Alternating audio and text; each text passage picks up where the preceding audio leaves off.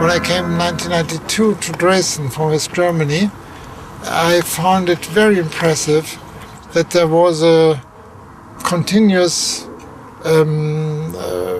remembering on the destruction of Dresden here, not known in any city in West Germany. And as a sociologist, I try to understand what are the conditions for this continuity. You see no example like this in the cities often more destroyed in West Germany or in the north, Hamburg, Cologne, Aachen, Mainz and so on, but in Dresden. Why? And this was a question, a fundamental question from my research. What are the reasons for all this? One of the main aspects of our research was to look into the construction of the historical symbol of Dresden, which took place very early after the air raids in February and March 1945. And this time the National Socialist propaganda used Dresden to construct a huge symbol, a symbol for Allied warfare against Germany.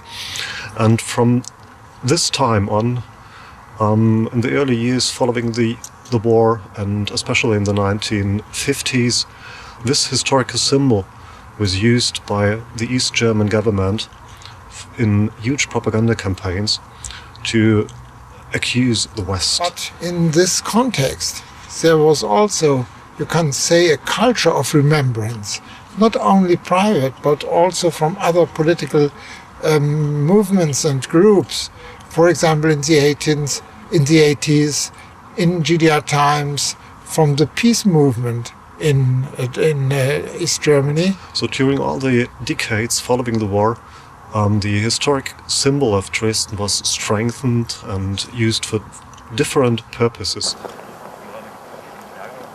There is a connection between political instrumentalization from the beginning on after 45 and in 45 and this continuing remembering also in this ceremony today.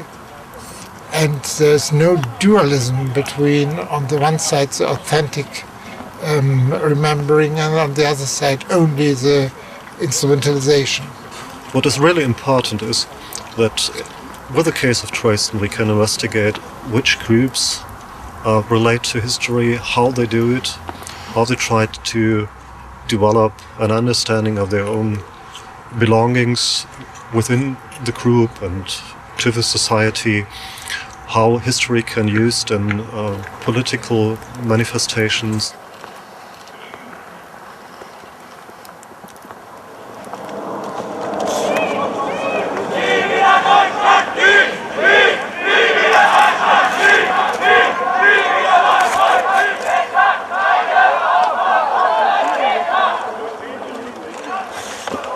What is the connection between official, institutionalized memory, the collective, the private, the family, the personal memory?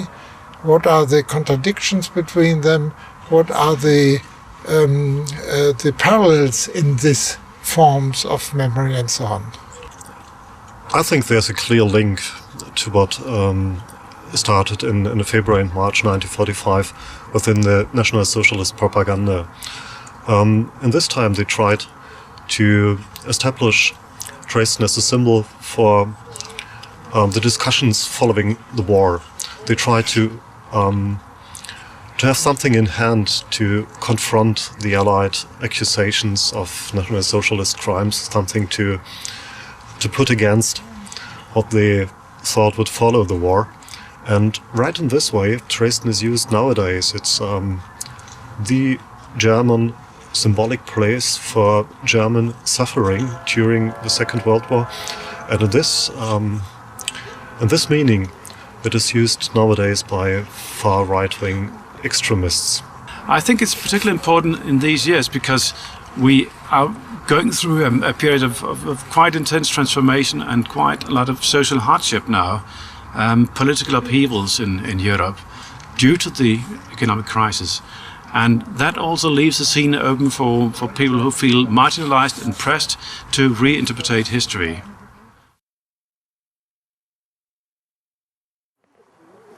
The reason why we focus on cultural heritage is that we then have some very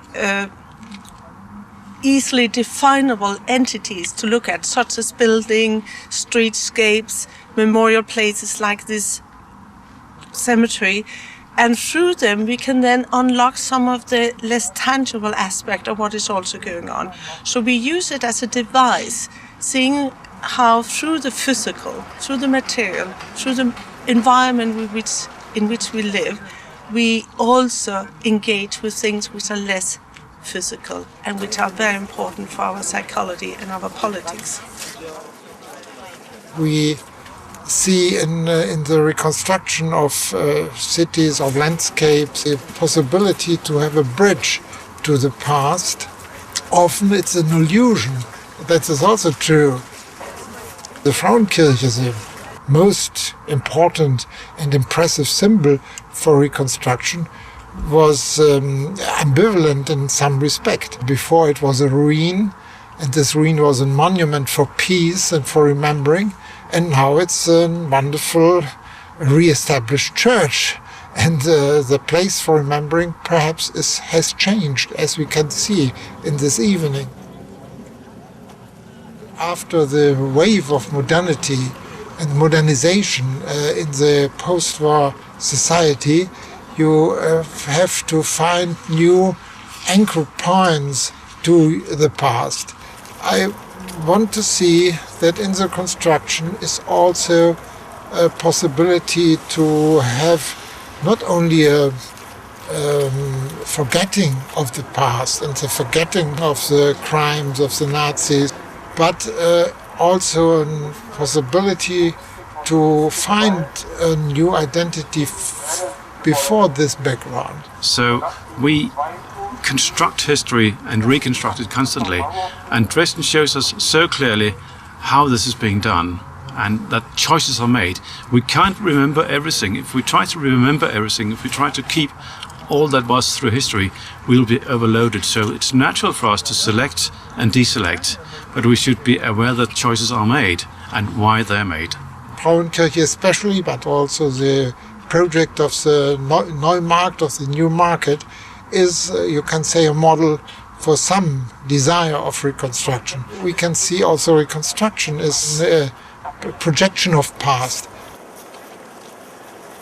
After the destruction of Dresden, there was a choice of different buildings you could choose to rebuild or not to rebuild. And the choice has been changing all through the time. And that has a huge impact on how we perceive history. What type of city was it that was destroyed? What was the destruction like?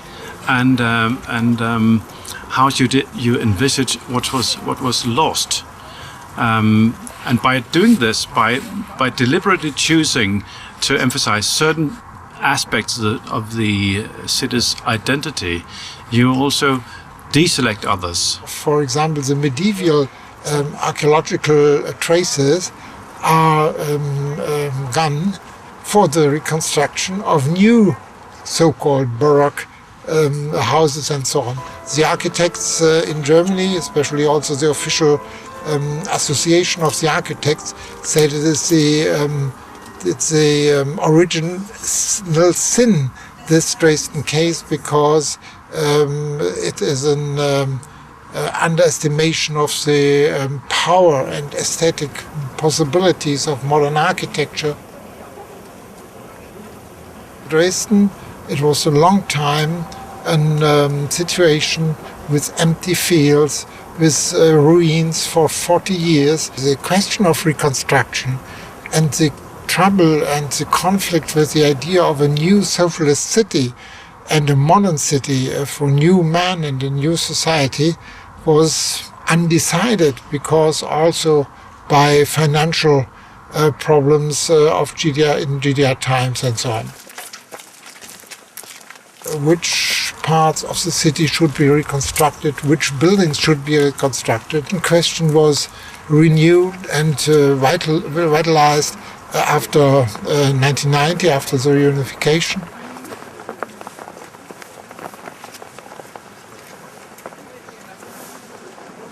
There are a number of things we can pull out, but just as an example, Dresden illustrates some of the problem of how you involve or don't involve local communities in decision making. It also illustrates some of the problem of bringing resources in from the international world, which emphasize some kind of reconstruction and maybe downplay other kinds of reconstruction.